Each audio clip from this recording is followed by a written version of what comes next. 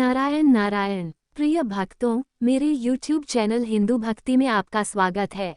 आज 28 जून 2025 शनिवार का पावन दिन है। आज हम एक विशेष शनिवार व्रत कथा सुनेंगे। एक ऐसी कथा जो न सिर्फ शनिदेव की शक्ति को दर्शाती है, बल्कि यह सिखाती है कि सच्ची श्रद्धा से की गई भक्ति असंभव को भी संभव बना देती है। कहा जाता है कि शनिदेव न्याय के देवता हैं। वे हमारे हर अच्छे बुरे कर्म का सटीक और समय पर फल अवश्य देते हैं। जब उनकी कृपा हो तो जीवन की बंद राहें भी खुल जाती हैं, और जब उनकी दृष्टि रुष्ट हो तो सम्राट भी रंक बन सकते हैं। एक समय की बात है, नवग्रहों में यह विवाद छिड़ गया कि सबसे बड़ा कौन है। सूर्य, चंद्र, मंगल, बुध, बृहस्पति, शुक्र, शनि, राहु और केतु सभी एक दूसरे से उलझ पड़े। जब कोई हल न निकला तो वे देवराज इंद्र के पास पहुँचे। इंद्रदेव ने न्याय देने से मना करते हुए राजा विक्रमादित्य का नाम सुझाया, जो पृथ्वी पर अत्यंत न्यायप्रिय माने जाते थे। राजा विक्रमादित्य सभी ग्रहों की बात सुनकर संकट में पड़ गए। वे जानते थे कि अगर किसी एक को छोटा घोषित किया गया तो वह नाराज हो जाएगा। उन्होंने एक उपाय निकाला। उन्होंने स्वर्ण, रजत, कांस्य, पीतल, सीसा, रांगा, जस्ता, अभ्रक और लोहे से 9 सिंहासन बनवाए। इन सिंहासनों को क्रम से लगाकर ग्रहों से कहा कि वे इनमें स्थान ग्रहण करें। लोहे का सिंहासन सबसे अंत में था और शनिदेव उसी पर बैठे, इसलिए उन्हें सबसे छोटा समझा गया। शनिदेव को यह अपमान सहन नहीं हुआ। उन्होंने क्रोध में कहा, राजा, तू मुझे नहीं जानता। सूर्य एक राशि में 1 महीना, चंद्रमा 2.25 दिन, मंगल 1.5 महीना, बृहस्पति 13 महीने, बुध और शुक्र 1 महीने विचरण करते हैं। लेकिन मैं 2.5 से 7.5 साल तक एक राशि में रहता हूँ। मैंने बड़े बड़ों का सर्वनाश किया है। जब श्री राम की 7.5 आई तो उन्हें वनवास हुआ। रावण की लंका मेरे समय में ही वानरों ने नष्ट कर दी। अब तू क्या चीज है। इतना कहकर शनिदेव वहां से चले गए। कुछ समय बाद राजा पर 7.5 शुरू हो गई। शनिदेव एक सौदागर का रूप लेकर उत्तम घोड़े लेकर आए। राजा को जब पता चला तो उन्होंने अपने अश्वपाल को घोड़े खरीदने भेजा। कई घोड़े खरीदे गए और सबसे बेहतरीन घोड़ा राजा को सवारी के लिए दिया गया। जैसे ही राजा उस पर सवार हुए, वह घोड़ा सरपट दौड़ता हुआ घने जंगल में चला गया और अचानक गायब हो गया। राजा भूखे प्यासे जंगल में भटकते रहे। एक ग्वाले ने उन्हें पानी पिलाया तो राजा ने आभार स्वरूप अपनी अंगूठी उसे दे दी। फिर राजा एक नगर पहुंचे और अपना नाम बदलकर वीका रख लिया। वहां एक सेठ की दुकान पर ठहरे। संयोग से उसी दिन सेठ की दुकान पर खूब बिक्री हुई तो वह राजा को घर ले गया और भोजन कराया। घर में राजा ने देखा कि एक हार दीवार पर टंगा है जिसे एक खूंटी निगल रही है।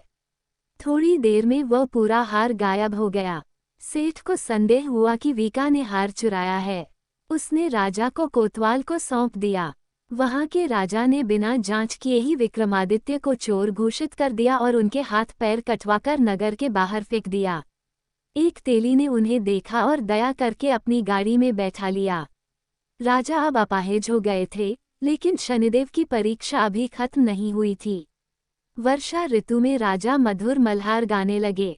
उनकी आवाज इतनी सुंदर थी कि वह नगर की राजकुमारी मनभावनी तक पहुंची। उसने प्रण किया कि वह विवाह करेगी तो उसी राग वाले से ही। जब पता चला कि वह व्यक्ति एक चौरंग या अपाहिज है, तब भी राजकुमारी अपने निर्णय पर अड़ी रही। उसने अनशन तक शुरू कर दिया। राजा ने मजबूरी में विवाह करवा दिया। राजा विक्रमादित्य की पत्नी बनी मनभावनी। एक रात राजा के स्वप्न में शनिदेव प्रकट हुए और बोले, राजा, तूने मुझे छोटा कहा था, इसलिए मैंने तुझे ये सब दिखाया। लेकिन तूने धैर्य और भक्ति से मेरी परीक्षा पास की है। अब मैं तुझे क्षमा करता हूँ। इतना कहकर शनिदेव ने राजा के हाथ पैर वापस कर दिए। सुबह जब राजकुमारी ने देखा तो हैरान रह गई। राजा ने सच्चाई बताई कि वो कोई वीका नहीं बल्कि उज्जैन के राजा विक्रमादित्य हैं। ये सुनकर सब प्रसन्न हुए। सेठ को जब ये ज्ञात हुआ तो वह शर्मिंदा होकर क्षमा मांगने लगा। राजा ने कहा, इसमें किसी का दोष नहीं, ये शनिदेव की लीला थी। सेठ ने फिर भी राजा को घर भोजन के लिए आमंत्रित किया। वहां सबने देखा कि वही खूंटी अब हार को वापस उगल रही है। सेठ ने हर्ष में राजा से अपनी बेटी श्रीकुंवरी के साथ विवाह का प्रस्ताव रखा। राजा ने सहर्ष स्वीकार कर दोनों रानियों के साथ उज्जैन लौट गए। नगर में उनका भव्य स्वागत हुआ और दीपमालाएं सजाई गईं। राजा ने पूरे नगर में घोषणा की कि शनि देव को छोटा समझना सबसे बड़ी भूल थी। वे ही सभी अच्छे बुरे कर्मों के फलदाता हैं। तभी से राज्य में शनिवार का व्रत और शनि देव की पूजा नियमित रूप से होने लगी। ऐसा माना जाता है कि जो भी शनिवार का व्रत रखकर श्रद्धा से इस कथा को सुनता या पढ़ता है, उसके सारे दुख शनिदेव हर लेते हैं। चींटियों को आटा डालने से शनिदेव अत्यंत प्रसन्न होते हैं और सभी मनोकामनाएं पूर्ण होती हैं। ये कथा हमें सिखाती है कि शनि देव दंड देते हैं, लेकिन भक्ति और पश्चाताप से उन्हें प्रसन्न भी किया जा सकता है। इसलिए सच्चे मन से उनका नाम लीजिए, व्रत कीजिए और अपने जीवन को सुख, शांति और समृद्धि से भर लीजिए। यह उम्मीद करते हैं कि हमारे द्वारा दी गई जानकारी आपको उपयोगी और पसंद आई होगी। यदि आपको ये जानकारी अच्छी लगी हो तो कृपया हमारे चैनल को सब्सक्राइब, लाइक और शेयर जरूर करें। व्रत कथा और धार्मिक जानकारी के लिए हमारे YouTube चैनल हिंदू भक्ति के साथ जुड़े रहें। हम हमेशा नई और रोचक जानकारी लाते रहेंगे।